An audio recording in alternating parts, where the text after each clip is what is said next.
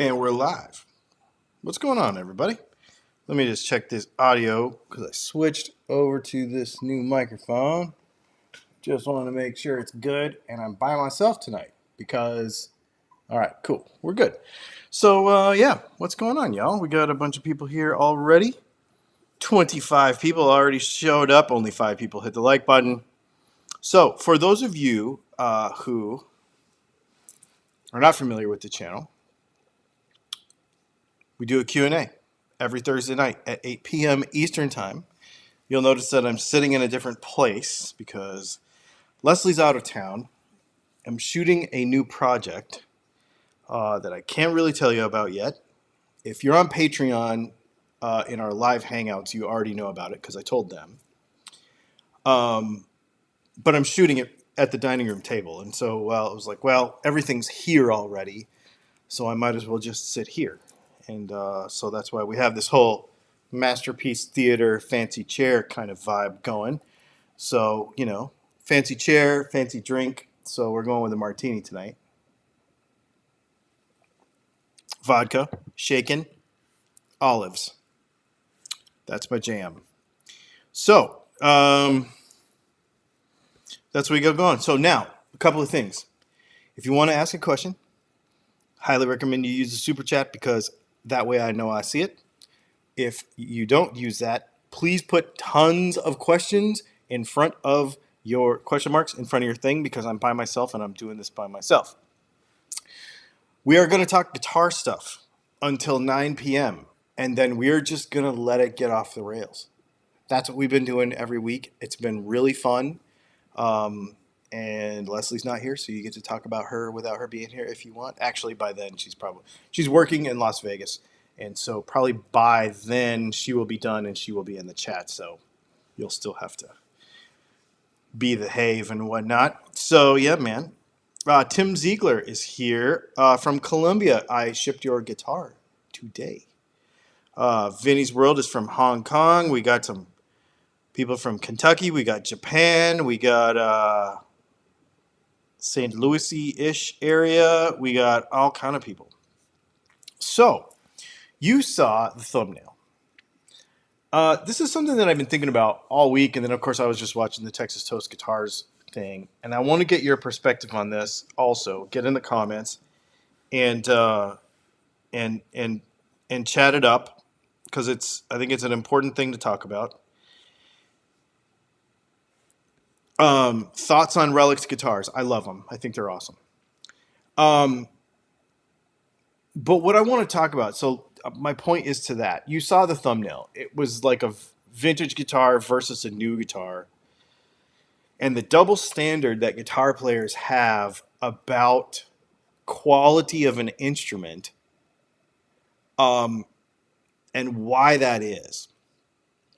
So if you buy a new guitar and it comes with, okay, so like I had this Gibson show up the other day with some scratches on the pickguard because Sweetwater didn't let a customer take the plastic thing off or something, whatever. And a bunch of people just got super bent about that. People will get bent about fret ends, which sharp fret ends, which are not quality control. That's environmental. People will get really bent about this stuff. They'll get super particular about neck radiuses and how a neck feels and the finish not being perfect and get really bent about it. But the same mouth will then be like, ooh, I want a vintage guitar. And in reality, 99% of all vintage guitars are garbage. You have to go through 20 bad guitars to find a good vintage guitar because the manufacturing was so inconsistent. They'd use parts from older bins. You get a mid-60s Fender and you don't know what year the pots came from because they were parts binning because of the CBS sale. So you don't know what year the pickups were done. You don't know anything. Like they can be just a jumble of parts. And sometimes they're terrible. I have a lot of experience with this. I have a friend who is really into vintage guitars, and he literally goes through them. He will buy, and I get to play a lot of them. He will buy. I'm looking for a '63 Stratocaster. He'll buy like 8 of them things. He'll buy one, he'll sell it. He'll buy one, he'll sell it. He'll buy one, he'll sell it because they're garbage. All of them. I mean, they're cool, but they're garbage. But people really want that stuff. At the same time, they buy a new guitar that is got one little tiny thing wrong with it and they flip out. And the same people will also be like, CNC machines are stupid and we should only build guitars a certain way in the old days that is inconsistent. They'll talk about Gibson, for example, and talk about the quality of the hand scraped binding. Anytime you do anything by hand on a guitar, there will be variations in it. When you do frets by hand, when you file the binding by hand, when you file the ends of the frets by hand, when you do anything by hand, when you wind pickups by hand, you will have inconsistencies in that guitar. And I think people don't realize that, for example, a Gibson Les Paul, yes, the body is cut out on a CNC machine, but the rest of the guitar is made by hand. It's painted by hand. It's set up by hand. It's fretted. Now they have a machine that does it, but then they have to go and do it afterwards. The guitar is touched by hands. So do you want a handmade guitar that somebody spent some time on? Or do you want something that was like printed out of a 3D printer? Like the inconsistency of what we think we want, because we don't know how it's done, in my opinion, is the thing. And I think it's very interesting. So anyway, get in the comments and chat about that. I just wanted to say that because it's a thing that comes up consistently in the comments on YouTube videos. In fact, we're going to go to Patreon questions and YouTube member questions here in a few minutes. So I made a post on Patreon this morning, and I made a post on the YouTube for the YouTube members, the little join button down there. And so they have asked a question ahead of time that they're going to have a guaranteed on-screen feature. So that's how that works. And you can do that too. If you hit the join button down there or you hit join Patreon, you can do that too. So we're going to go through some of these because these are interesting. Shane, just a silly question. On Instagram this week, Relish Guitars displayed a guitar made with pear tree wood. What is your favorite tone fruit? What is a fruit tree guitar that I would like to try some? I like walnut. That's not a fruit. It's a nut. But I like walnut. It's one of my favorites. I would say to this question, since you said it's a silly question, I am excited about all of the various non-traditional woods that are being used right now in guitar building, and I'm excited to see more of them. You know, I've got this walnut acoustic now, and it's really, really cool, and I would really like to see more of that stuff. Hello, Dylan. Why do you think many people discount the effect that cabinet and speaker selection have on their sound? Where do you rank speakers and cabs and the importance of hierarchy of pickups, scale length, and amp voicing? No, I didn't ask about a certain organic substance mostly made of cellulose. You must be talking about the Cannabis Rex. That's a great speaker for a Blues Junior.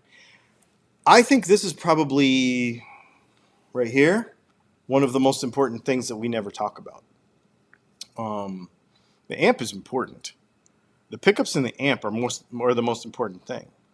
I hope that you're starting to get, and we'll talk about this more in some videos coming up, but I hope that you're starting to get an idea of how important pickups are in a guitar, how they interact with what you do with them afterwards. It's honestly, if the guitar's good, it is good as long as the pickups are good. So if you strum the guitar and there's no lost energy and there's no buzzes and the nut is nice and tight and it transfers the energy back into the fretboard, it doesn't get lost. the thing's going to sound good as long as the pickups are good. And then the amp has to be good. And if the amp is good and the speakers are good, if you think about it, the speaker is the opposite thing of the pickups because it's just a transducer doing the opposite job that the pickups are doing. So honestly, it might be equally important, to tell you the truth, when you really think about it like that. It's kind of interesting to think about. Let's see here. Charles. Thanks for sharing and hanging out with all of us. Best show of the entire week. Thanks, dude. I appreciate that. Nick. I didn't look at this ahead of time, so I've decided the nicest guitar I own is my Line 6 Variax 700. I'm also very aware that it's piezo pickups and it's a computer making the sounds, so I'm contemplating putting some actual magnetic pickups in it. I think I can squeeze a second input jack below the strap button to simplify the wiring, blah, blah, blah. He goes on, what are the best pickups and what is the best position for the pickups? So I don't know. I don't know if it would work. I'm not even sure because I've never used a Variax outside of the more common stuff. Yeah, I'm not really sure. Let me really quick before we go on to the next one. I'm not looking at your questions in this chat right now, but I am. Ooh, I do like Cherrywood. I did see that. Going back through here and grabbing the ones. I'm favoriting the ones. What Leslie does is she comes back through here and she favorites.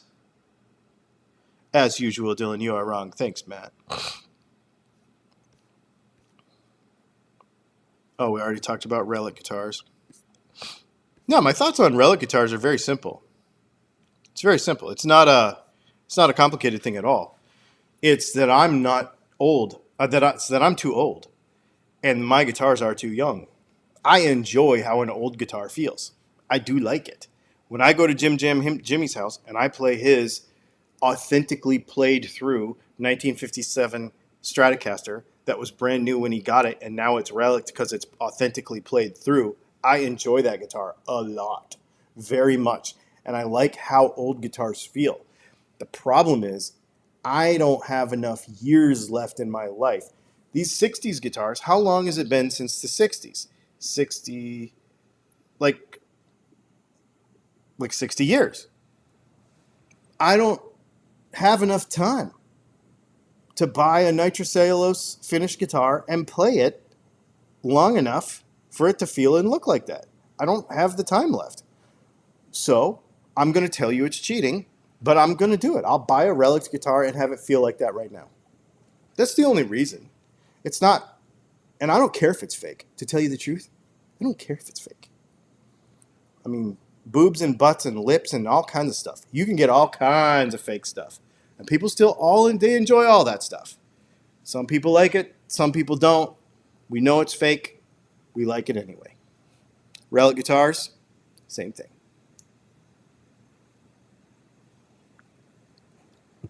If I had a mic, I would drop it right now. Let's see. Do you prefer vintage or modern humbucker wiring? That's funny. So we just added vintage wiring to our website, so you can buy any of our pickups with vintage braided wiring and unpotted. Well, the DAFs, you can order them. Well, actually, any of them, I think. Maybe it's just the DAFs. I don't remember. Unpotted with the vintage braided wiring, and I was making a set of those today, as you know, to ship them. And I'm like, yeah, I kind of like making these because I don't have to wax pot them, and I mean the parts are more expensive, but they're kind of a little finicky to do, but they're kind of neat. They look cool, and that's really the only difference. If you want it to look if you want it to look right, then get the vintage ones with the vintage wiring. But you can't do anything with them, so you can't coil split them. You can't do phase flippy stuff. But these days, I've not been doing a whole lot of that. I've just been playing a guitar. Like, however it works is however it works. That's basically just been how I've been doing it. So, yeah, that's pretty much it. Oh, let's see. Now we got some questions over here. This is really hard to keep up, y'all. So, thank you for your patience. I'm almost finished, Kenneth.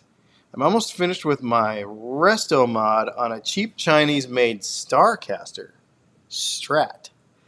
Paint is well on its way, and all else is done. Very cool, man. Projects are cool. Projects are cool. Ultimately, the only thing, in my opinion, that makes a difference with a vintage guitar is the aged pickups. Can an old pickup be replicated by a custom pickup maker? That is a myth, and it's dumb. The amount of decay that happens over time in an Alnico pickup is not enough to change your life. And people need to stop worrying about that. Old pickups, new pickups, doesn't matter. In fact, we have one more question from, and I'm gonna piss a lot of people off in about 3.4 seconds, I promise you, because I did look at this question ahead of time. This came in through our YouTube members, and I forgot to put it in here so that it would go on the screen. But Rick Bonneville asked a very interesting question. Do you think that anyone at Fender will be able to match Abigail Ibarra in regards to winding pickups? Well, I've worked with people from Fender who used to work there in their custom shop, and they've told me your stuff's just as good as hers. And that's not me bragging, that's somebody else saying it, and I don't care what anybody thinks about that. It made me feel good the day I heard it. But then the next thing that person told me was real. He's like, she's just an old lady that makes pickups. It's not special. Yeah, she's good at it because she's consistent and she did a lot of them. But she's not special. I think the reason Abigail Ibarra is viewed as special is it's because you take the years of stuff that she did and when she was really like the vintage guitars that we feel are special, even though they're not really that special. The music that was made during that time, the memories that we have during that, and then we associate her name with that, and that she was there a long time, and she was a female, that we knew her name. There are a lot of other females that worked at Fender during that time period. For example, the person who sanded your belly carve into your 67 Strat was probably a female. The person who did the Tolex on your amp is probably a female. But you don't care about her because you don't know her name. But she was just as good at what she did, and that amp was just as special as a pickup that Abigail Ibarra sat at a machine and wound some wire around. And the only reason she's special is because you know her name. Otherwise, it would not freaking matter, because it does not matter. She's an old lady that made pickups. The end. Pissed off the internet for the day, but it's the truth. And that's not me saying I'm better than her. That's me saying she would probably tell you exactly the same thing. She was there doing a job. She was sitting there, and that was it. So are they going to have somebody as good as her? They already have somebody as good as her. They already have somebody as good as her. Gibson already has somebody as good as who was making their pickups? Tim, the dude that's at Fender now. I personally know the guy, and he's awesome. You've never heard of him, and I'm not going to say his name because I don't want to out him because of,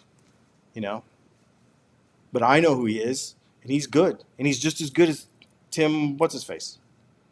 I mean, it's not that hard. This is not rocket science.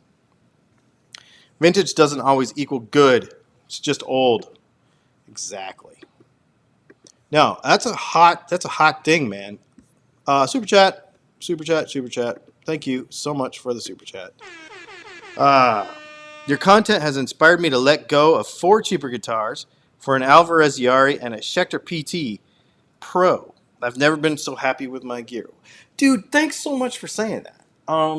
We get a lot of negativity in the comments for liking and wanting nice stuff.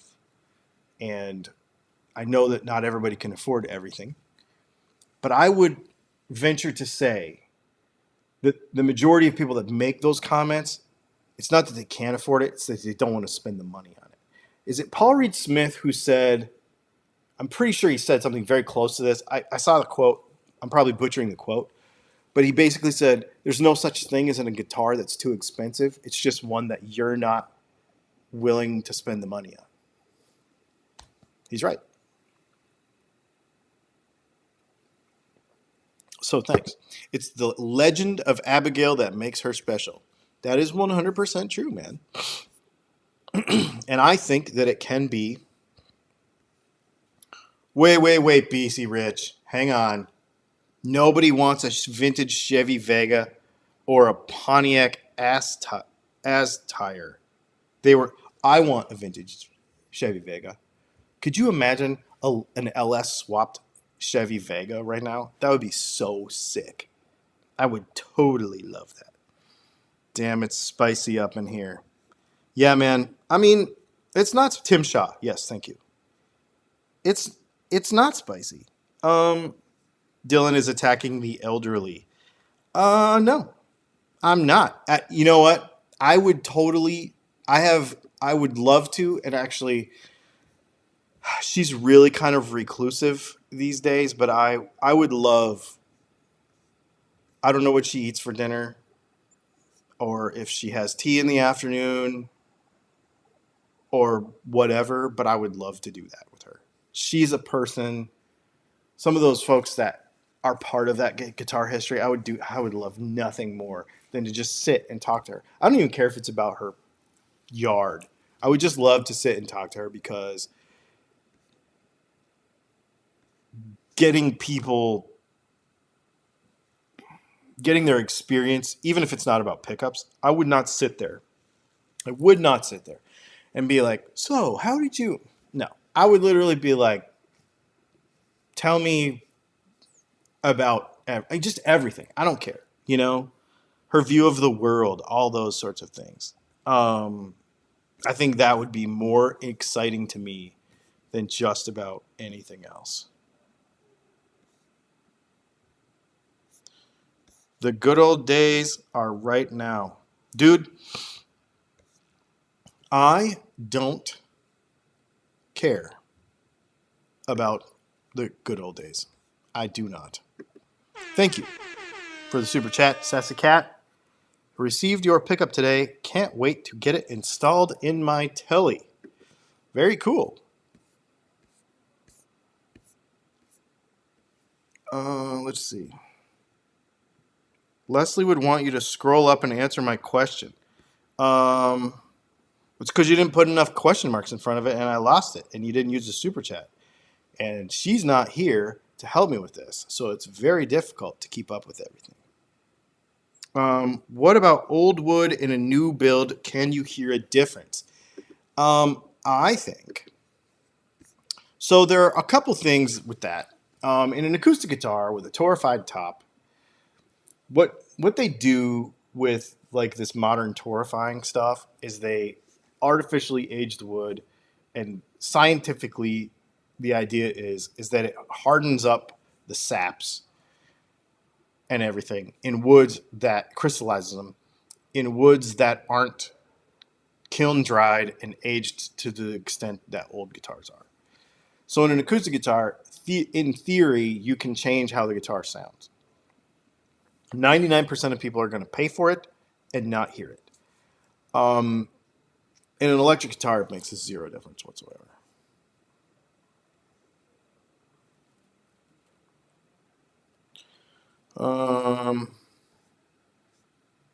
Yeah, I just didn't see any question marks, dude. It's not a Dylan versus Abigail thing. Geez, there's some people that are loud outside. It is not a Gibson, or it's not a Dylan versus Abigail thing. I really feel like, yeah, she's somebody that I would be very interested to meet. I really would enjoy talking to her. for sure.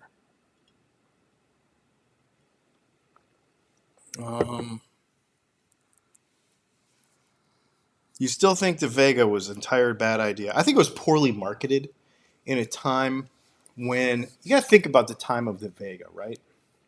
Late 70s, um, when Honda and Toyota were finally making a really good car that was fuel efficient, and very reliable.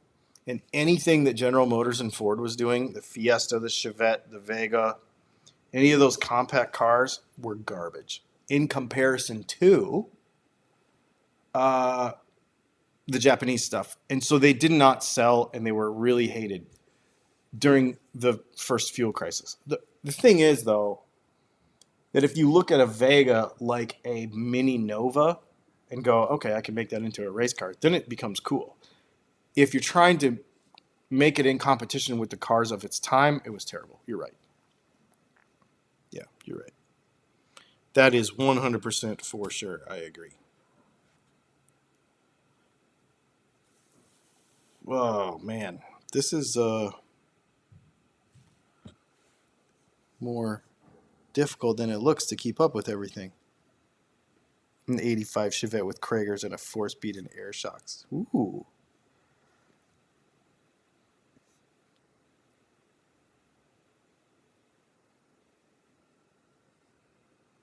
I'm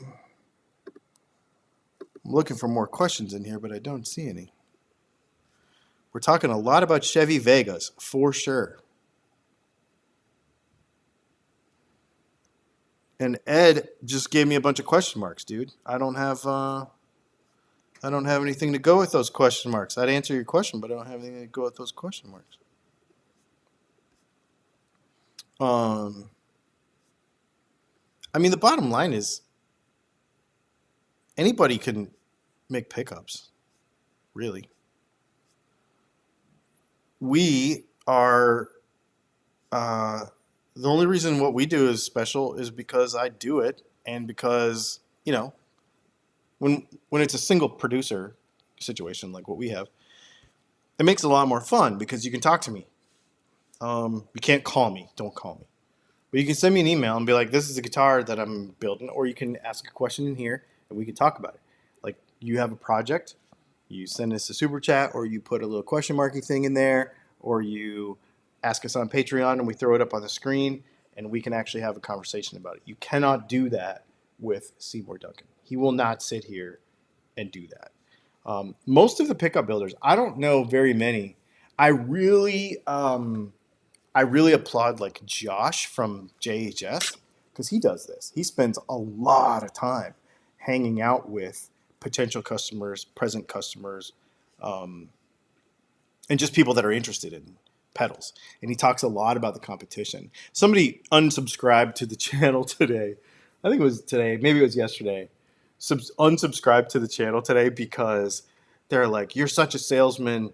Of course you're going to talk about pickups and say pickups are the best and your pickups are the best and whatever." And I'm like, do what you want. Obviously, you can unsubscribe. You can go somewhere else. It's no big deal. Obviously, it's a free world, and we're all just hanging out talking about guitar stuff. It's no big deal. Um, I think it's funny that you have to announce your exit. I'll enjoy that. I think it's hilarious. But um, very regularly, we recommend other pickup builders. There are things that I don't do, and I have a list. If you want certain things, pickup builder wise, I'll tell you where to go, um, and who to buy from. And it's not me, it's other people. There's things that we don't do, and I enjoy other pickup builders. Okay, now we're getting some questions, and I'm trying to keep up. I'm clicking I'm favoriting them, just so you know, because this is what Leslie does. Not to mention you actually, yeah. Let's see. Hang on, I'm really trying to keep up. This is hard. I mean, I wouldn't take Leslie for granted on a regular day, but on live stream day, This is the thing. This is a thing.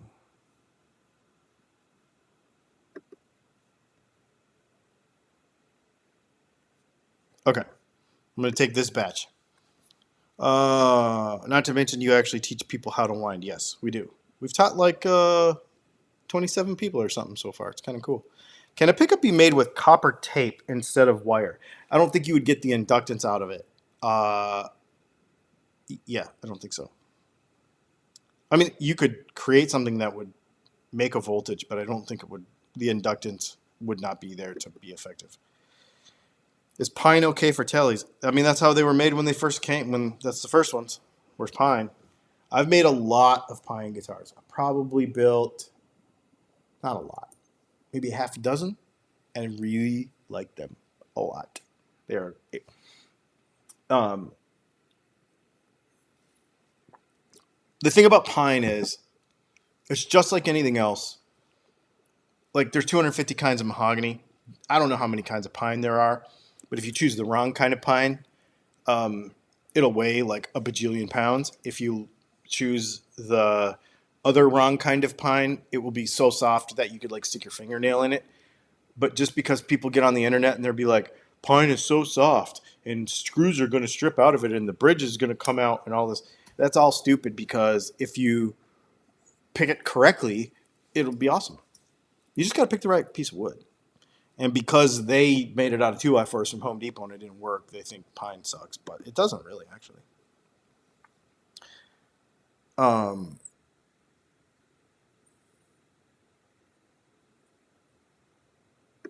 Let's see.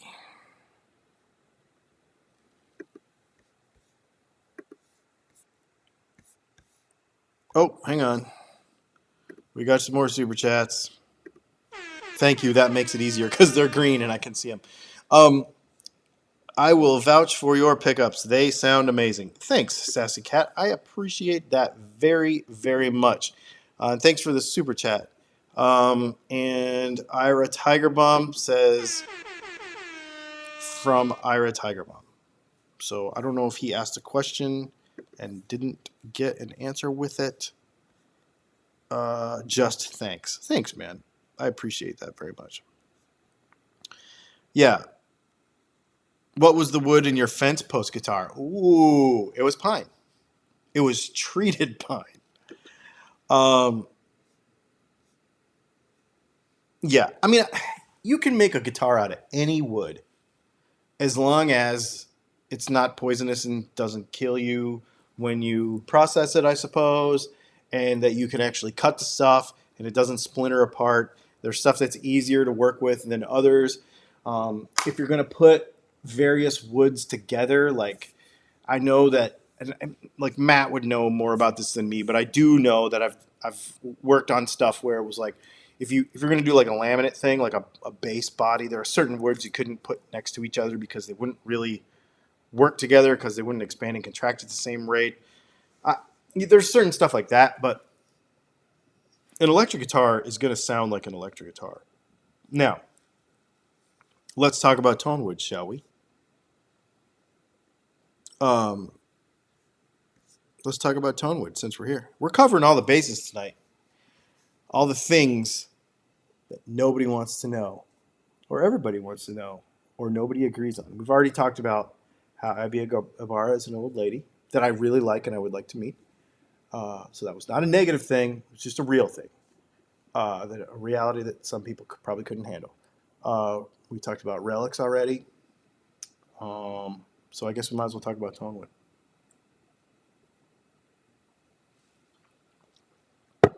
Bottom line is this. You want a guitar that weighs what you want it to weigh in the final construction. First of all. So Les Pauls are friggin' 12 pounds in the 70s. That's too heavy. You probably want about an 8.5 pound, 9 pound Les Paul. Maybe 10. There's 250 different species of mahogany. So you could pick the mahogany and the maple to make the weight that you want. You could chamber it the way you want it, and you can make it work. A telly, I like a telly to be 6.5 pounds. I like a Strat to be under 8 or around 8. And SG, I don't care because they're always light. So beyond that, the only other thing that really matters in an electric guitar when it comes to tone wood is how much importance do you personally put on how much the guitar vibrates in your lap when you play it. If you don't care about that, you can build it out of a cement block. You can call me and I will put pickups in that guitar and it will sound good. If you really care about resonance, then A, you better not care about sustain because they're going to not be in the same guitar. A. And B, pick a wood that vibrates a lot when you strum it. So that's going to be something light with pretty much something light. Basically something light with a less dense grain pattern. But if you're going to try to get two guitars to stay that sound basically the same and feel basically the same and look basically the same, then first of all, paint it. Second of all, find a wood that has a relative density that is similar to another wood. Poplar and alder are a good example. Paint them both. You won't be able to tell the difference. That's it. And we did a video about how many times you could put a screw in and out of a guitar, and mahogany was the worst. So there's this whole stupid thing about basswood, and this whole stupid thing about poplar, and this whole stupid thing about pine, and I stripped out my pickguard screws. How many times are you taking your pickguard off your guitar? That's what I want to know. 3 in your entire life of owning the thing? You know what I mean? Like, when you think about real things, like not stuff you read in a forum, like real life things, chances are you're never going to take the pickguard off. So stripping out pickguard screws isn't going to happen. The thread count on bridge screws on a pine-bodied Telecaster, as long as you drill it right and you do it right in the construction process, your bridge isn't going to pull out of the guitar. The physics don't even... The strings pull this way, not this way. So it's not even ever going to matter. Now, there is one wood that I would say I would be careful of, and I personally would not use, and I would be careful of like stripping out and stuff like that. And I don't even know how to say it. Do you guys know how to say it? That Paulina wood. You can get it from, there's a couple of like guitar body places like Warmouth and stuff that you can get it from. And they actually will press in like maple or whatever inserts to like where the bridge is going to go in, because that wood is so soft that it will come apart. But then what's the tone of the guitar if your bridge is in maple? Like, that's why it doesn't matter. So you're going for weight, you're going for overall density of the grain, and you're going for how much do you want the thing to vibrate in your lap. And resonance and sustain are opposing forces. That is a reality that I wish every guitar player would just go to bed tonight and stare at the ceiling and be like, wait, the strings need to vibrate accurately, right?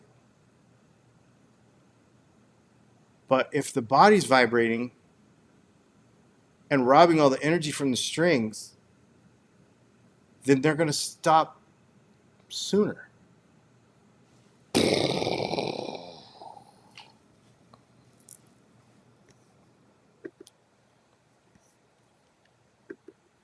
You didn't know you were going to get this me tonight, did you? Thoughts on composite saddles versus metal? I like trying stuff like that. I have used Graphtec stuff. In fact, I need to call Graphtec. They want me to do some stuff, and I've not gotten around to it. But we did try some Graphtec saddles on a telly video one time, and people, because of their bias, were like, brass only, brass is the only way. But man, when you sit there and play it for a while, you go, I can see why Graphtec makes sense. Like, I'm not opposed to it. But there again, it's like, what are you trying to do? Are you trying to like make the people on Gear Page happy, or are you trying to like really look at the thing? Like, I don't know. It's pretty good. They're kind of cool. They are less crisp and bright than brass, but not everybody needs that. Like, it's all about what you're trying to do with the guitar. Um, I would say that saddle and nut material is probably the number one, besides the pickups on an electric guitar, is the number one thing you could change to influence everything. Um, I'm all about tusk. So synthetic nuts and saddles, like on an acoustic, like I think all of my guitars have tusk saddles and nuts. I don't care about that. That stuff is good. And anybody that tells you otherwise is blowing smoke. The stuff is good. It's really good.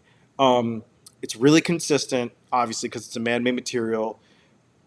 One of the things, so just to dive into this a little bit, one of the things that people, for some reason, traditionally people who think that bone saddles are the only way to go, don't understand, is that a synthetic material is ultimately controllable. So why do you like a bone saddle? You like a bone saddle because of the density of it. The end. That's really the answer. You like the hardness and the density of it that transfer the energy back into the guitar. Or what really needs, and this is the problem, I want resonance. I want the guitar to lose energy into the guitar so I can feel it. Not me. I want the nut and the saddle to keep the energy between the saddle and the nut and go back and forth as a transverse wave as many times as possible to create sustain and create the sound that I'm trying to impart with my pick through the strings above the pickups. I don't want the energy to get lost into the guitar. But people think that's what they need. So, but that's neither here nor there. You can take a biological material now. This is 2022 we're talking about. You can take a biological material and a fancy, sciencey, nerdy guy with a white jacket who gets paid a lot more than me and has pens and stuff can be like, I can totally duplicate that cellular material, the density of it, the hardness of it, the brittleness of it, and I can make it to where it's easier to mill. I can do that. That's what Tusk is.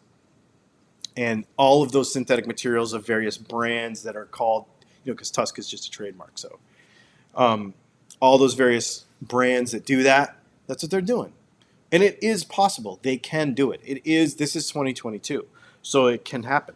Synthetic materials can surpass biological materials in a guitar. 100%. And it doesn't stink. And it's consistent every time. And you don't have to... Man, I one time bought... Well, you have to buy them this way. You buy like 100 nuts, right? So we're building guitars. We're doing like 3 a month. But you buy like 100 nuts in this big bulk thing in their bone, right? I was using bone. And you literally have to go through them all and like look through them all and be like, well, this one has like a vein in it that's hollow. This has like, you could tell because they have these weird stains and stuff in them. Even the bleached ones, you look at them hard and you can tell. Synthetic stuff's cool. It's really cool because it's really consistent, and I'm glad that you asked that. Another super chat from Doug Santinello. Hey, what's up, Doug? Was invited to one of the new friends here in Ocala for a little jam, and he was playing a McPherson that a certain Dylan influenced him. He couldn't believe man, that's really funny. That's cool. Yeah, McPherson's rule. I have one right there, and I love it still. A lot of people really laugh at me about that, but I really like that guitar. If you're replacing saddles, should you also replace your bridge? If you replace one, should you replace the other? I don't see why you would have to do that.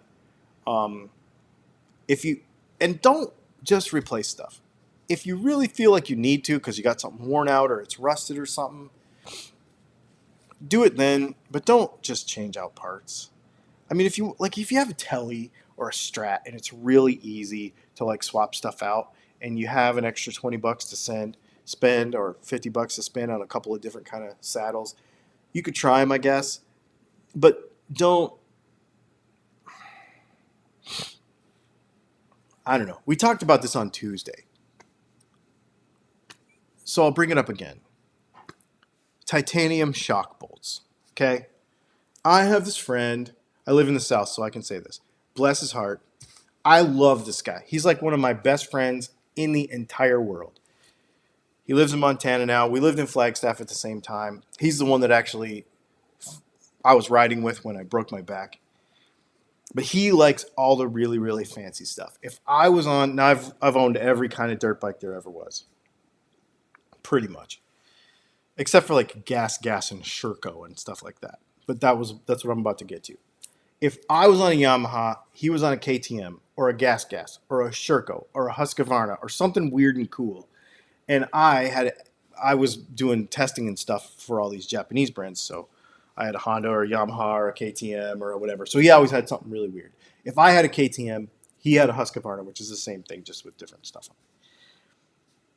But he's the one that would be like, dude, I got these titanium shock bolts on this 304-pound motorcycle or 290-pound motorcycle. And I got these titanium shock bolts. I'm like, dude, they're not going to do anything. I got these clutch basket cover bolts in titanium. And he teased me because when Yamaha went to those, he teased me. I was like, why are you doing that? Because it's cool and it was fun and it looked awesome.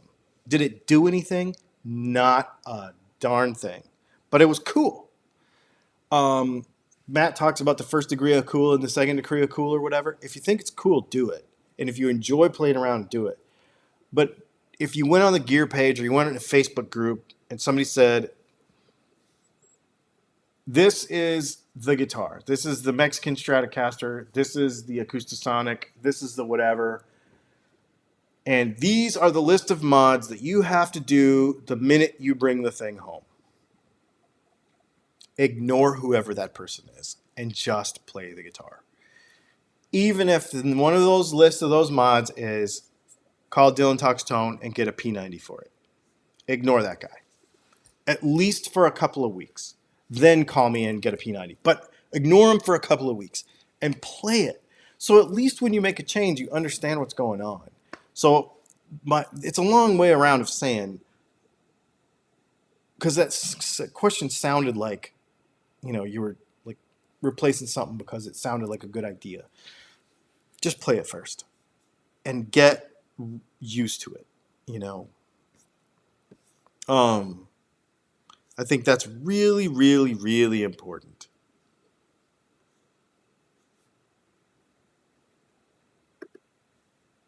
Musicians are pretty careful not to hurt their hands. Dude, I am so paranoid about hurting my hands, especially now because I wind pickups. And so I'm left-handed, but I do everything right-handed. And I wind right-handed. And so like this thumb and this forefinger are like the most important. These are the money right here. These are the most important pieces of my hands. And I really worry about it. And actually they're also like this is the hand that I flip a knife with, even though I'm left-handed. So I will sit there and like flip a knife. And about 3 weeks ago, I was playing around. I wasn't even playing around. I was working, but I was carrying. I have a Benchmade Mel Pardo single-sided stiletto automatic. So you hit the button and the blade pops out side. It's an out the side automatic, but it's a stiletto like this, but it's only sharpened on one side. Well, I went like this by accident and I flipped it. So when I went to push it, like hit the button and push it, I pushed the sharp side of the blade with my thumb right here, which that is where the wire goes. So that was a scary moment because I was like, oh my God, am I even going to be able to wind pickups today? I really am super paranoid about my hands. So funny.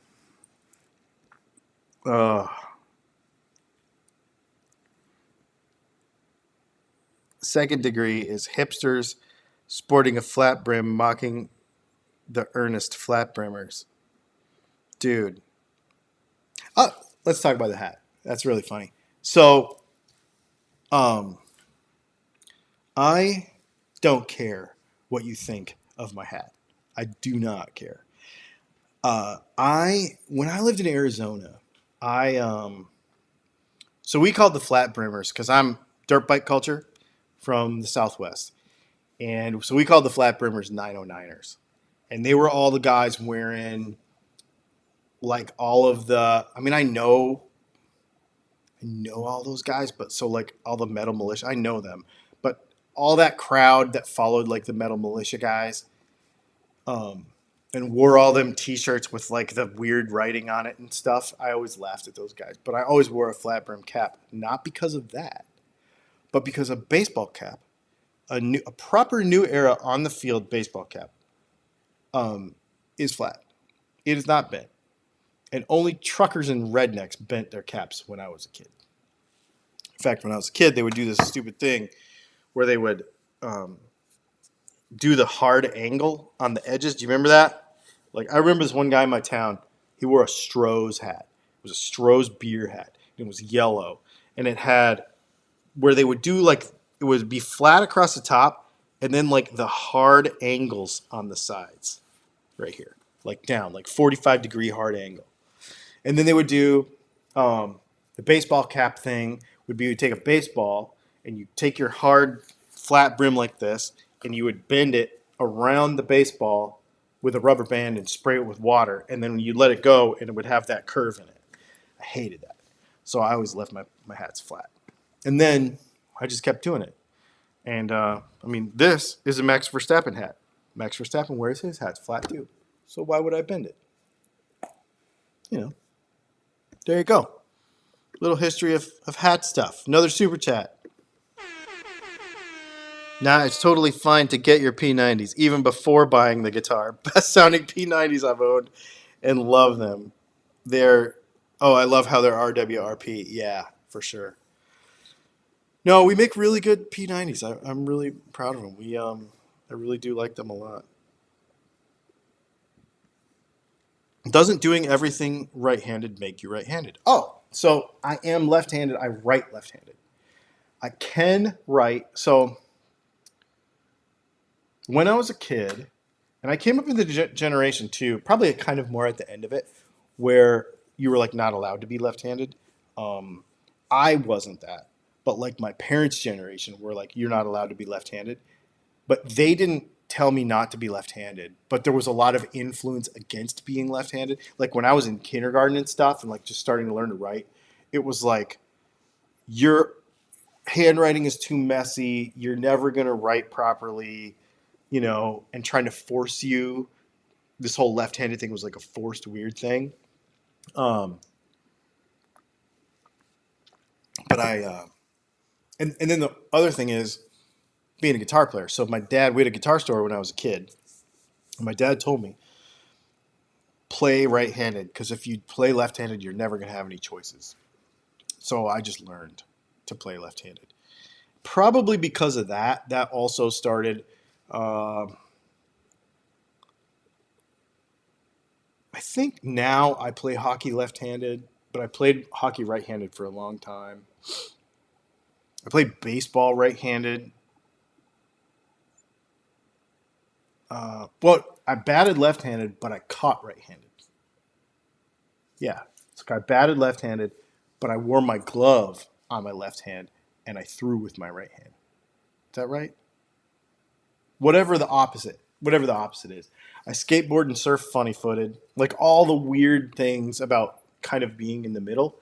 And then as time goes by, I realized that I could basically write with both hands, but I write more reliably with my left one. Yeah.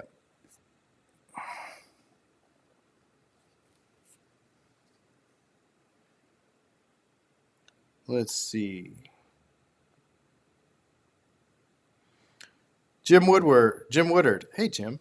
You make the P90s that fit a humbucker slot, right? Thinking about putting P90s in my gold top standard 50s that has humbuckers in it. Dude, that would drop right in, and that would be a really cool guitar, and I would love it. That would be awesome because you would talk about it on your podcast. That'd be awesome. I would totally do that for you. That'd be cool. That'd be a cool I mean, I'd do it for anybody that orders them, but that'd be cool if you did order them. That'd be great. Um,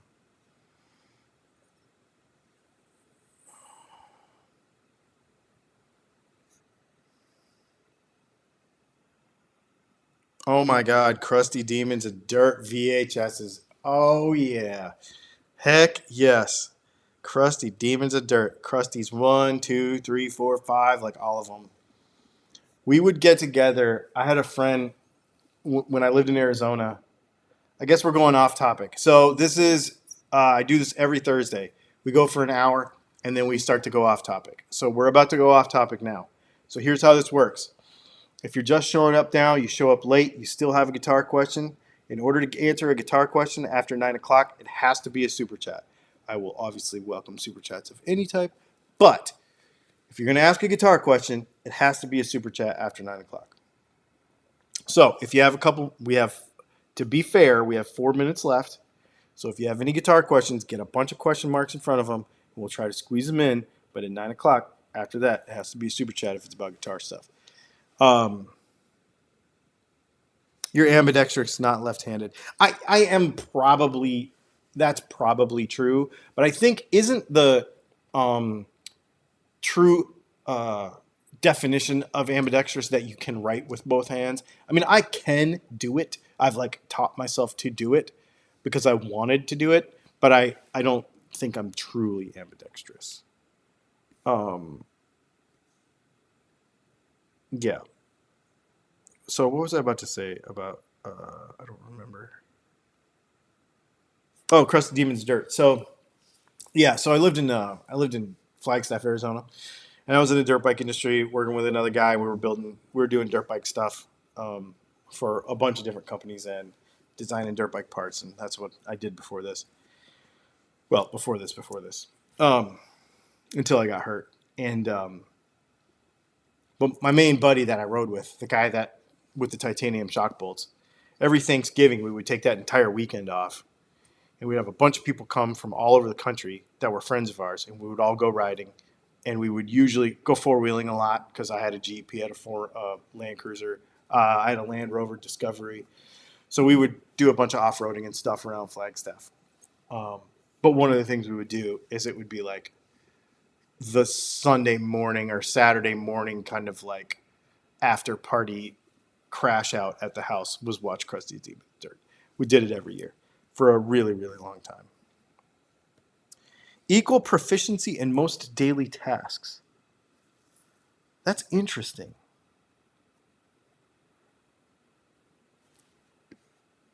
How does polarity work on a Fender Mustang? That's a good question. So, basically, what they do is there's a switch that I can't do it without drawing it on a whiteboard, but basically, there's a push-pull switch. It's not a push-pull; it's a actually flipper switch, but it crosses the phase. It like flips the wires around on the pickups for you. Pretty much, that's how it works.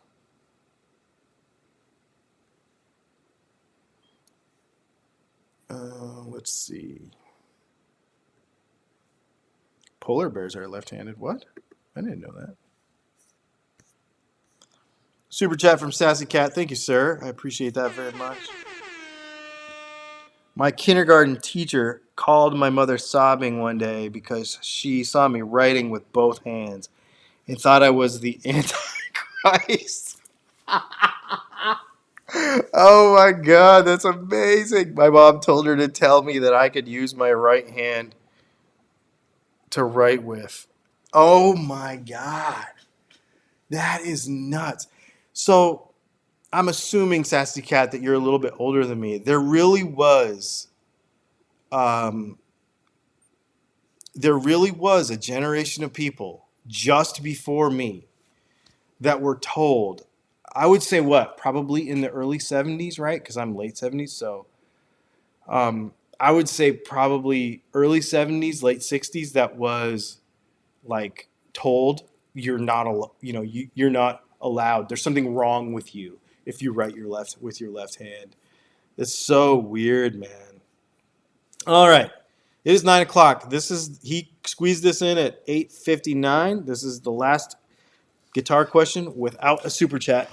What's a good place to get a quality 58 Flying V clone without any hardware? When I got my Squier Jag, I had the pickups and pots swapped for EMG 8185s, and I want to try to put them in a V. Can you get those at the Stratosphere? Guitarparts.com, whatever that's called. I want to say that might be the way if you can get one, because they'll sell you like a shell of a guitar. I don't know if they're still doing that or not, but other than that, I don't know. Can't buy a Dean anymore. It's the devil's hand. 1966 Oklahoma. Okay, so you are older than me. I'm not gonna. I don't say what my age is on the internet, but you're a little bit older than me.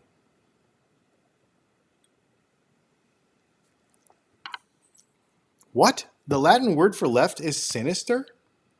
That is so cool. I didn't know that.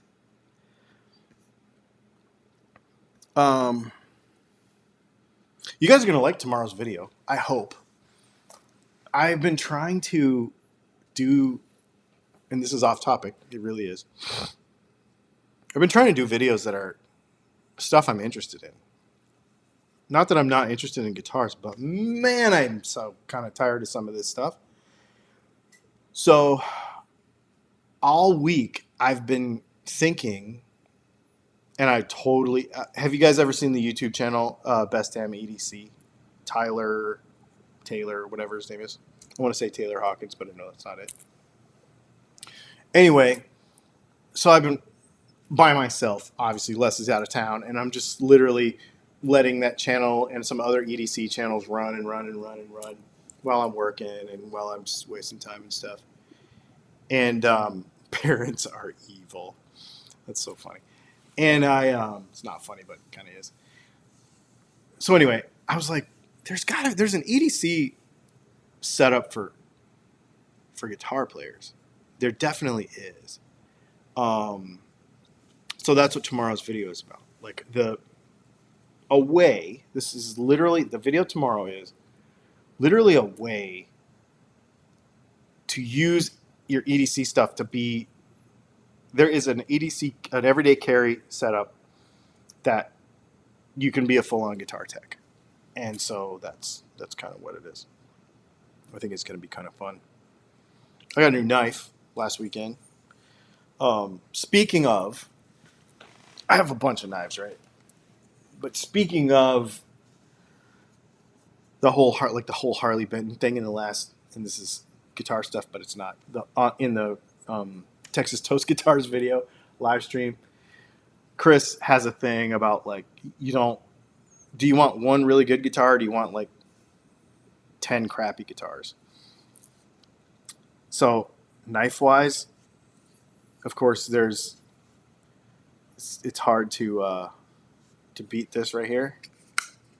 I got a Chris Reeves Sabenza 31 last week, and I could probably sell. In fact, I've already sold a couple. I could probably sell all of my knives except for maybe 3 that I really care about for various reasons, because this thing hasn't come out of my pocket since. It is so good. And it's so like, it's funny. It's like, going back to guitars again. It's like you could spend, you can buy like a Les Paul Standard. It's like $3,000, right? And go and gig it and work it, because that's what it's for. Or, a custom shop Strat. You pay $6,000 for a custom shop Strat, and you would go and gig the thing because that's what it's for. It's not a closet queen. You know what I mean? That's this.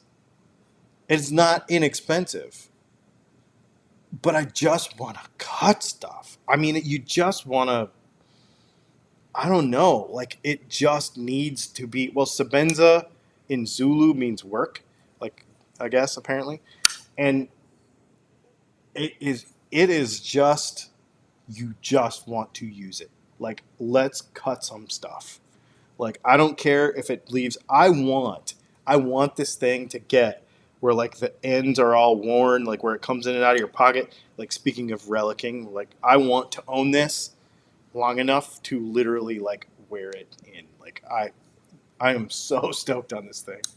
Super, super fun. Super chat from Brian F. I just want a V with a full. I don't know what that means. And if that's bad, I'm sorry for anybody. I don't know what that means. Yeah, I didn't know about the Sinister thing. That's pretty interesting.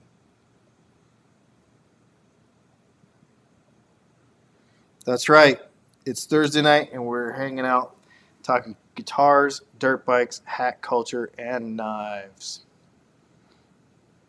What makes a knife a preferred by Dylan knife? Ooh, that's a great question. That has changed. So I'm kind of new to this. Leslie, in fact, Leslie was like the other day. She was like, "How many knives do you have now?" And I was like, "I don't know, like 20 or so, 30. I don't know. I don't know how many." And she's like, "When did you start collecting them?" And I'm like, I bought my first one when we were in the motorhome still, so we had to be. And I went to Spyderco my first time in May, so probably like a year and a half. I've been collecting knives. She's like, "So your average right now is over one a month, right?" And I'm like, "Oh, for sure, yeah, for sure, over one a month." I think this month we've bought one, two, four, three or four, but two of those were for her.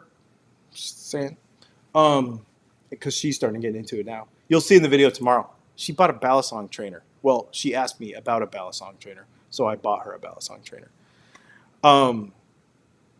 So yeah, let me get this super chat, and then I'll tell you what I think about knife. What makes it a good knife? Because that's a great question. I love that question. Okay, then non-guitar related super chat, because you rock. What two-stroke KTM would you get right now? 300s kick ass, but I've always felt more comfortable on the 200s. Have a 99 250 EXC. So the 300 is a ballsy bike. It is you do not understand how nuts that bike is. I used to ride with this guy from Colorado who used to make stuff for KTM 300s. Jeff Slavens. His name was Jeff Slavens, and he always had 300s, and I rode those things, and I'm like, good God, this bike is nuts. And I'm a four-stroke guy, like a 454 stroke guy. This guy was like berserko on a 300. Jeff Slavens, that's who it was. The 250 EXE and the 200s are cool. They're fun. I don't think they have enough power. I would get a 300. I think the 300 is probably the coolest KTM ever made, in my opinion, except for, the later four-stroke stuff. But yeah, I don't know. I wouldn't get a two-stroke these days. But my buddy Seth, the guy with the titanium shock bolts, he would tell you otherwise. I think he has a Husqvarna two-stroke right now, which is a KTM two-stroke. Maybe he has a gas. I can't remember. He got something weird. It wasn't a Sherco. What's the Italian one? I can't think of it right now. Okay, what makes a good knife for me? First of all, this has changed because at first I was like, I don't want to feel it. I don't want to feel it in my pocket. So my first knife was a Kershaw Leak, and my second knife was a Benchmade Bug Out Mini, the mini one, in orange. You'll see me use it sometimes. It's in some videos. I love that knife. I didn't want to feel it. Like, I don't want to feel it in my pocket. And then I started getting bigger. And then I started going to bigger stuff. And I think my next knife after that, I just sold this knife actually to a buddy of mine. The Benchmade 930, whatever that one is. And then they just kept getting more and more involved. Now I have some fixed blade stuff that I really like. But what I care about is, and this one took me a while because this actually I was like didn't want to be disappointed at first, but I was a little bit like, ugh. It has to fidget. It has to fidget for me. It has to be. I have to play with it. You know what I mean? That's a thing. I don't want it to be loose. I want the lockup to be good, and I really like frame locks. I really like the compression lock. I hated anything Spyderco for a very long time until I didn't. And I bought a Mannix 2, and I was like hooked on that little ball bearing detent thing. And then I bought this last time I was in Colorado. I bought a Para 2 with the compression lock, and then I was hooked. Then I'm like, I'll take all the Spydercos. That now once I understood them and how they felt in my pocket. I have I have some automatics. I really like automatics. I just bought on the same day. I bought Leslie she has a Microtech UTX 70, which is an automatic out the front. It's purple with a DLC black blade. It's so sick. She carries it's over there right now because she's flying and she can't carry it, but that's what she carries every day. Is a UTX 70, and I have a UTX 85 in OD green with a black DLC blade. But the same day I bought her that UTX 70, I bought a ProTech Godfather black with rose gold blade. That was her idea. She's like, I really want that.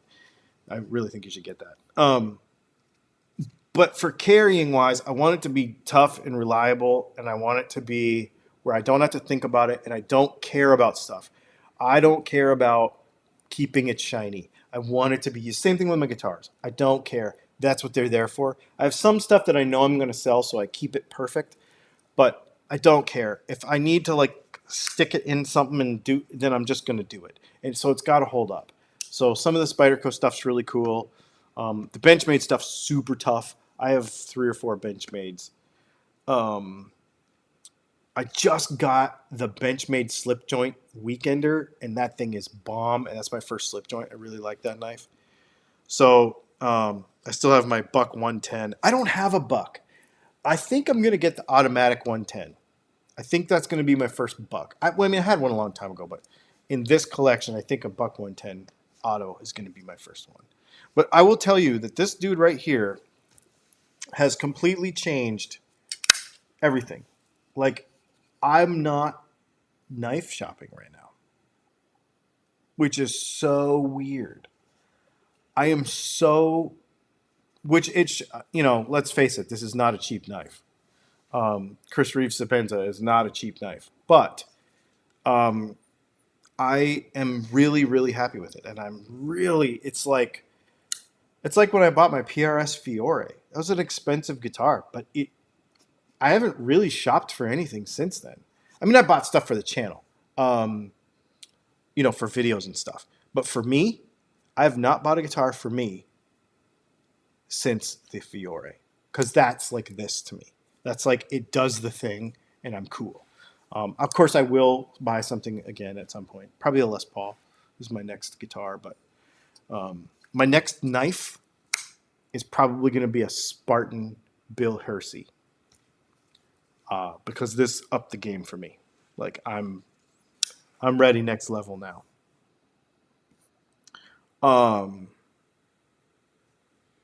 Yeah, for sure. I'm ready next level.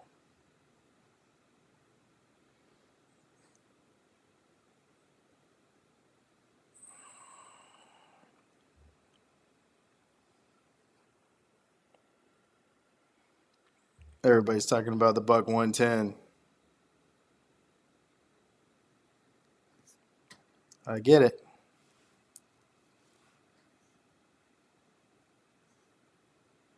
Yep.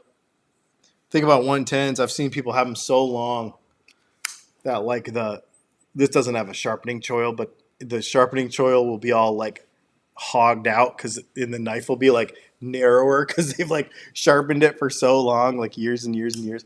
One of my buddies who makes pickups in I want to say he's in Kansas. Odessa Pickups. John. I was at his house, and he's like, "Yeah, check out my Kershaw." And he's got this old Kershaw, and the blade is like so ground on the bottom. And he sent me a picture like a couple months later, and he's like, "I finally had to replace my knife. It was just getting too hard to sharpen the thing." Like, that's so cool if you just wear it out. Ooh, a Templar Auto. That's cool. That's very cool. Oh, and then the other thing, you'll see this tomorrow too. So y'all are getting a little sneak peek. But this is in my fifth pocket. You know the little tiny pocket on your jeans? I wear cowboy jeans, so the fifth pocket is a little bigger. But this is the SOG Power Pint. And I don't want to get into too many details because I love multi-tools. I have a Leatherman Signal in the van, and I have a Leatherman Wave in the car, and I just got this yesterday because I've been thinking about this guitar EDC thing. And this is the multi-tool for guitar players. I will just tell you that right now. Watch the video tomorrow because this thing is cool. And you can one-hand it like that. All of the tools come out from the, I think you can probably flip the blade with one hand. Where's the knife? Yep.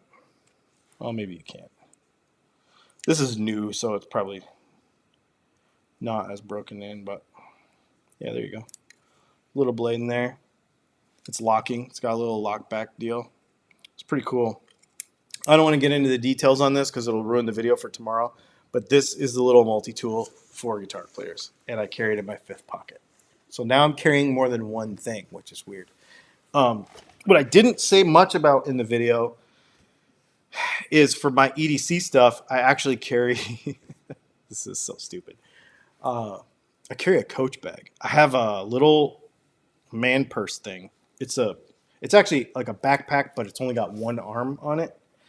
And because I carry my iPad everywhere, so it's really for the iPad. But I carry an iPad and a pen. I have a Fisher Space pen and another knife. I carry a little flipper in there, and a couple other things, and my sunglass case and that kind of crap. Because I carry my iPad. That's really for my iPad because I carry that everywhere because I use OneNote to plan stuff like all this stuff and what's going on with work and making lists for, making lists for pickup orders and crap like that. Because I will literally randomly, we do actual inventory and like we try to be good at this, but every once in a while you'll, I don't know, be out somewhere and be like, oh crap, I need brass screws for humbuckers. I don't think I have that many. Or I'll get an order. What'll happen is I'll get an order on my phone. Like an order will come in and it'll be like this particular pickup. And maybe it's something we don't always stock everything for because we don't make that many of them. Like jazz bass pickups, for example. Crap, do I even have any jazz bass bobbins? I should check. So I'll get out my iPad, OneNote, write all the stuff down, make sure that I don't forget it. So I pretty much always have that with me. Yeah. Yep. You can lug on the 300. Yeah. So one of the things we did for 300s, and of course you can't get anymore because my company no longer exists. But I don't know. I wonder if Slavens Racing is still a thing. This was a long time ago. Jeff Slavens was the man. Slavens Racing. Sure enough, he's there. I haven't talked to him in a long time. American, European, and Australian made aftermarket parts for KTM, Hayabusa, Husqvarna, Husaberg, Beta. That's the one I was trying to think of. Gas, Sherco, Honda, Yamaha, Kawasaki, and Suzuki. And he makes he gets clutch kits from different places so you can run an automatic. He gets he makes jetting kits for various elevations to get the power band like where you want it on a 300.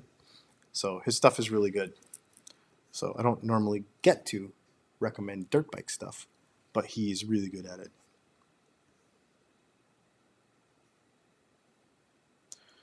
Jim Wagner uses brass screws for his humbucker base plates to secure them to the bobbins. I do too. Yeah. So if you and I know this is guitar related, but whatever. If you go to our website or if you buy our stuff, we use nickel base plates. We use brass screws to screw them in. We do use ABS bobbins because butyrate bobbins are stupid expensive and they're dumb. They warp easy and they're dumb. And it doesn't make any difference to the tone.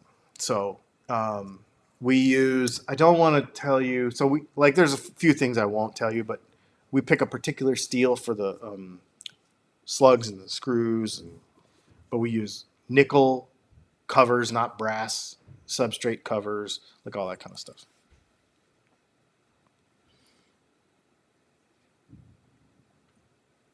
Oh, don't even get me started on watches, dude.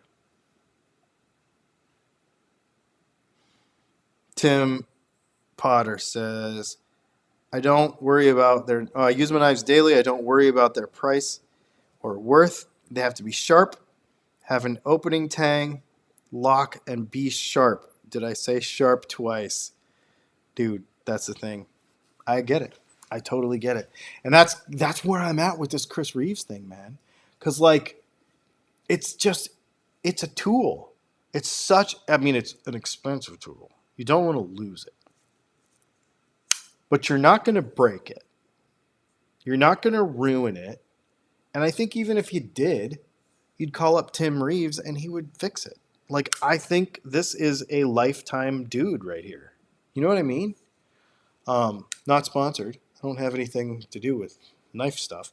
I actually reached out.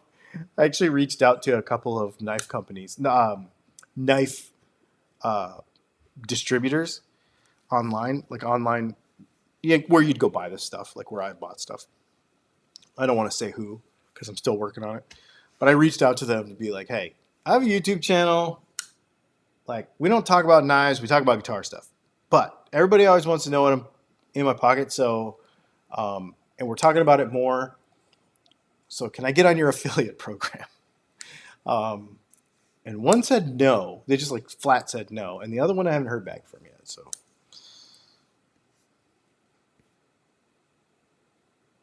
oh, what's that watch you're wearing? Oh, I just got this yesterday. This is the new Apple Watch Ultra thing. So this is another one. I have a whole watch collection.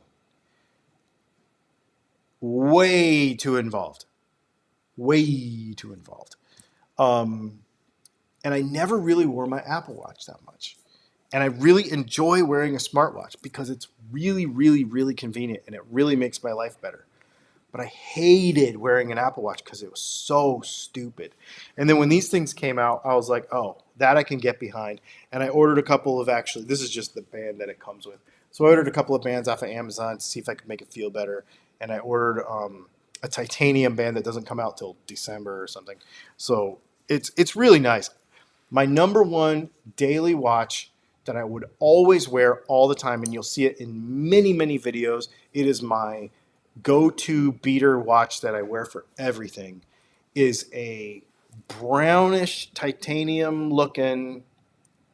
It's like a dark titanium looking Citizen Eco Drive. It's like a $600 Eco Drive that I bought at TJ Maxx for 69 bucks like 3 years ago, 4 years ago, and it's my favorite watch. Um, Hidaka 250 or Bull? I'm Bull Taco all the way. I'm Bull Taco all the way. What is your bucket list watch? Knife, bike, guitar, and trip. Oh, that's a great question. Okay, so watch is easy. I want an Omega Speedmaster. Number one, easy, easy. I want an Omega Speedmaster. That's because I want to be James Bond. I want all the James Bond stuff. I love James Bond. Uh, what is your bucket list knife? This. I got it. I wanted a Chris Reeve. That being said, the most really expensive knife, there's two really expensive. So, okay, there are some bucket list knives. But they would be at the situation where I would have to have so much income that, you know what I mean? Like ridiculous. Um, I want a Marfione custom knife. Marfione is the guy who started Microtech, and he has a whole custom shop level. And I want a Marfione, but they're like $3,000, and you can't really carry them because they're just show pieces. So that would be like if I was Tim Cook money. You know what I mean?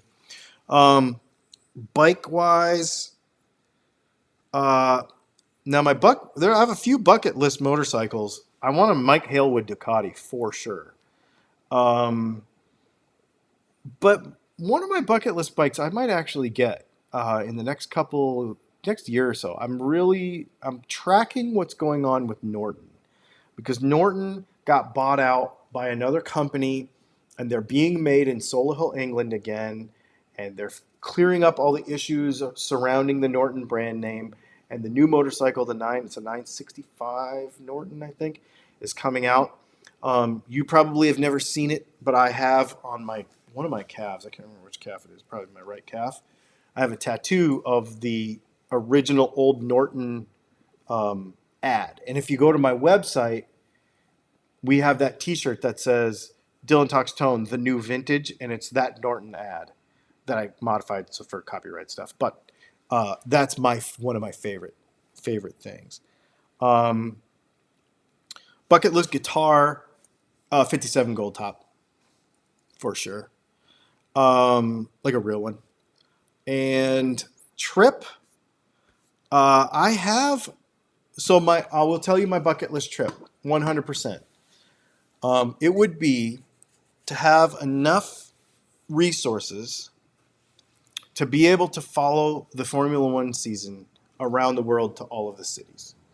And since they race every other week, then you would be able to, like, for the most part, you would be able to go to, like, show up in Mexico this week, spend the week in Mexico, go to the Mexico Grand Prix this weekend, then fly to the next place, hang out there, and do a whole season and go to all of the F1 cities.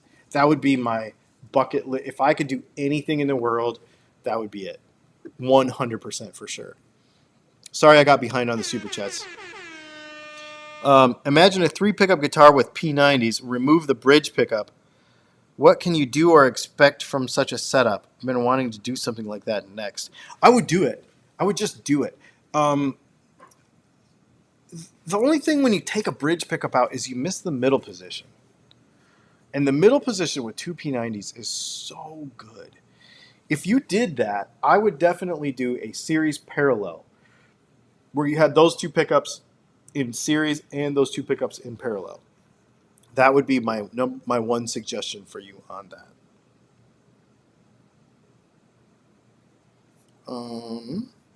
Sorry, I'm getting caught up on the super chats. I apologize.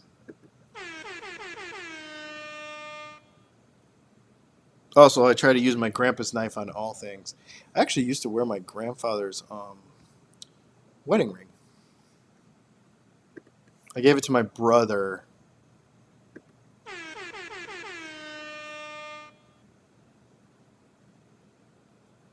Ah, okay, Brian F. Thanks for the super chat. Let's see. Seiko is awesome, but I'm a G-Shock guy. So I have one Seiko. It's my grandpa's watch. When he passed away during the 2020 COVID part. Of course, we couldn't have like the thing for him. And so a year later, we did it. And we went to my grandma's house, and she's like, here, go in there. Here's the cabinet with all the stuff. Take whatever you want. And so I took his. He has a Seiko. He's a banker. He was a bank president. So it's the bank president's kind of watch. It's the simple Seiko with it's chrome with the gold like links in the middle. You know what I mean? And I love it. I wear it all the time. I don't wear it all the time, but I wear it a lot because I think it's so cool. And I got his money clip too. So that was a pretty cool thing. And I have a G-Shock. It's the G-Shock that makes me look young. If you watch me in some YouTube videos, Some moron got in the comments one time and was like, "You're too old to wear a watch like that," or "It doesn't look right on you because you're too old. It makes you look like a young blah blah blah," like some derogatory thing he said. And so I laughed and I told Leslie, I was like, "Well, apparently this is the watch that makes me look young." So that's the joke. So I'll put it on and she'll be like, "Oh, you want to feel young today?" And I'm like, "Yeah, I want to feel young today." So that's the joke now.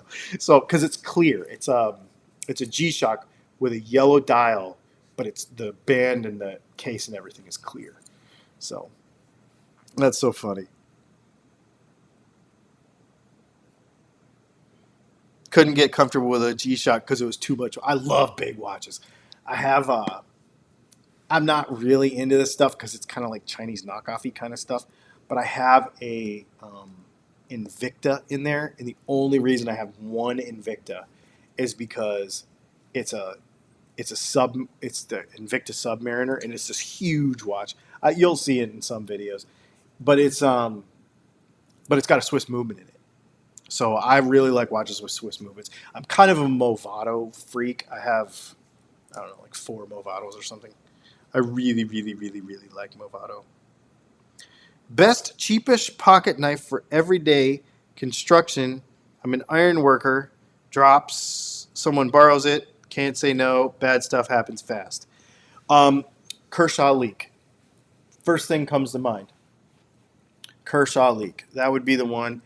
Cold Steel makes a bunch of stuff that's pretty reasonable, but I would say Kershaw leak would be the knife. It's under $100. It's still good steel. Or the Kershaw Launch series also is really cool. Um, I think the Kershaw Leak is like $80. It's made in America. It's like real stuff. It's not like the Chinese because Kershaw makes knives that are like $30, but they're all imports. So it's a made in the United States, really nice knife. Usually they're aluminum scale, handle scales. It's assisted open, so when you flick it like this and it pops open, and they're really really cool. That's where I would go. That would be my number one. Get you into knife stuff for not a lot of money. If you lost it, you could go afford to get another one. Um, Kershaw League. That would be my number one way to go. What did I miss in the last hour? I had to clear the kitchen sink drain. Oh my god, that sucks. You missed a lot, dude. We pissed off a lot of people this week. Oh, that's so funny. Um, so we talk about bucket list trips, Jim, and you're talking about New Zealand. More realistically, I would really like to go to New Zealand and Australia because I've never been. When I was doing dirt bike stuff, we were building motors for. Um, so over in Australia, like the factory off-road Honda team was not a factory off-road Honda team. They were all satellite teams, but we were building motors for them, and we got invited to go to Australia, and I wanted to so bad, and things didn't work out, and I never got to go. But that's something I really would like to do. So I'd like to go to Australia for sure. You want to go on that F1 trip with me? That would be amazing, wouldn't it? That'd take a few bucks, though.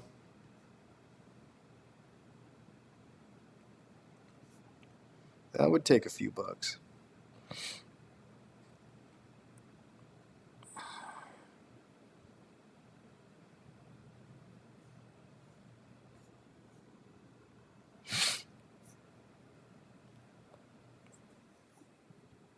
A lot of snakes in Australia. That is totally true. Awesome. Well, you guys, we went till 9:34. Half hour of off-topic stuff. This has been really fun. I really enjoy doing it this way. Um, I will tell you that Leslie and I are thinking about doing a live stream that is completely off topic, and we're thinking about doing it as a podcast. One of the things I wanted to ask you for everybody that's here, let's see how many people we have here. 90 of you. How many of you And okay, well, this is going to be an interesting question because you're here. I wonder how many of you, so not you, but everybody else, watches this afterwards in or would prefer it as a podcast. Because we did that for a while. But the reason I don't like to do it is because it screws up my watch time on YouTube. But I would still do it if it was something that you wanted to do. So let me know. Let me know. I am not the king of tone. I'm just a guy with a camera and a pickup winding machine. I actually ordered another one. I will now have 3 Mojo Tone pickup winding machines now. And we're going to leave 2 in Colorado, and I'm going to have 1 here, and then if this one breaks down, I'll just have them send me 1. But I will now own 3 of those darn things. Whew, they're $600 a piece. But it's what we have to do because these classes and workshops are so fun and they're working out so well. So this is better than the podcast. It's fun. The interaction is great, man. It is so much more fun. It is so much more fun. I totally agree. Try finding a Timex T53901. Oh, yeah. You know, I just learned about, and I need to look at this. I just learned about, well, I found this YouTube channel just randomly one day. This is about a week ago. And this guy's specialty, I think he's in Japan. He's from America, but I think he's in Japan. Fat Philosopher, you probably know more about this than me. But I know that the Japanese watch market is a lot different than it is here. So like the JDM kind of, like in cars, it's JDM, like Japanese domestic market, like only stuff that's over there. But you can buy, because the yen is so crap right now, you can buy really good watches that are only for the Japanese market, and you can get them to the United States fairly cheaply. And they're cool because they'll have certain things like you can switch the date slide, the date reel from regular numbers and months to like Japanese ones. Like, and there's certain things that you can do that are really cool. So I'm going to look into that. I might try to get a couple of Japanese watches because I think that's really neat. Yep. So awesome. You guys have been great. This has been super fun. There is a really cool EDC for guitar players, and it is guitar related. It doesn't look like it in the thumbnail, but it is guitar related. So I hope people watch it. I hope people dig it. Please share it. Sharing is probably the thing that people don't do enough. And they also don't like and describe enough because we only had 800 new subscribers this month. That's usually about half of what we normally get. So if you would please share us and like and describe, that would be amazing. Thanks for hanging out, and I will see you tomorrow.